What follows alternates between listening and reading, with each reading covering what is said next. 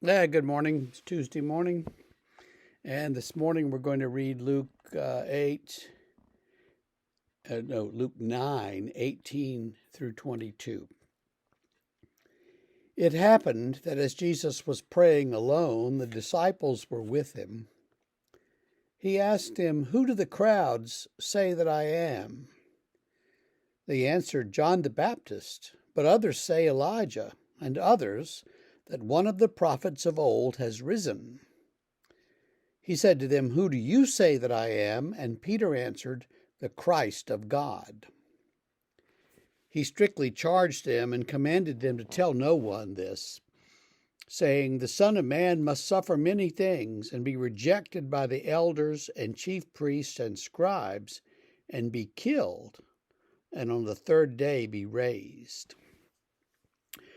So here we have Jesus questioning the 12. Who do people say that I am? What's the message out there? And they say the same things that Herod's people had said to him earlier in the chapter. You're John the Baptist come back to life. You're Elijah or one of the other prophets. Typical answer. Well, who do you say that I am? And Peter blurts out, "You're the Christ. You're the Messiah. You're the one we've waited for." In a couple of the other gospel accounts, Jesus looks at Peter and says, "You are Peter. You're the Petra, the rock. You're rocky. And on this rock, I will build my church." And that is taken as Jesus' endorsement of Peter and Jesus' endorsement then of the Roman Catholic Church.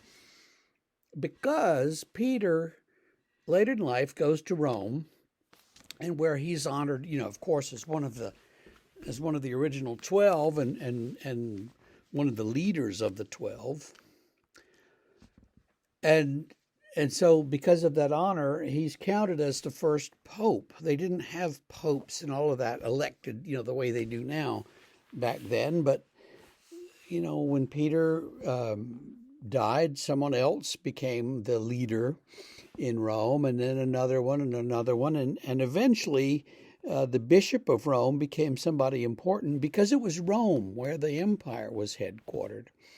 And so as history develops in the Western Church, the Bishop of Rome is the important one. And so the church says, well, but Jesus said, "On this rock I'll build my church." And so his church is the church centered in Rome, built on the faith of Peter and the see of St. Peter and all of that stuff. There's a lot of reasons why that's a little overblown, and we're not going to go into that now. Just to say that is what Peter said, and that's why it's counted as significant in church history. But what Jesus said to them then was, "Don't tell anybody. Just, keep this quiet, because a lot of things have to happen. I'm going to be rejected and killed, and on the third day raised from the dead." And they just don't seem to hear that part, because when it happens, they're lost and they don't know what to say, what to believe. But Jesus predicts his death several times through the Gospels. Remember that the Gospels are written many years later, so the disciples know the story. They know what's coming. They know how it ends. They know that he is raised from the dead. They know all of that when they write this stuff. And so there's no surprise here. And so they put back in Jesus' mouth formulaic sort of predictions. The chief priests and scribes have to reject me, and then I'll suffer and be killed, and the third day be raised again. It's the same words every time. So it's almost like they're quoting the creed or something. Because they write it then, and they're looking back, and they're saying, yeah, we remember that he said some things, but we didn't catch it. We didn't understand what he was saying.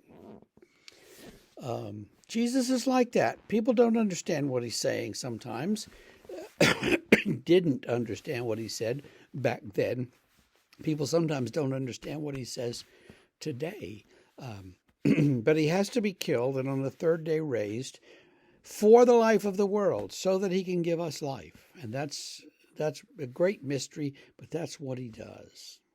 So today, ponder that. Ponder what it means for him to be the Messiah and what it means for him to be the Messiah, not who kicks Rome out of Jerusalem, but who dies. Think about that. See you tomorrow.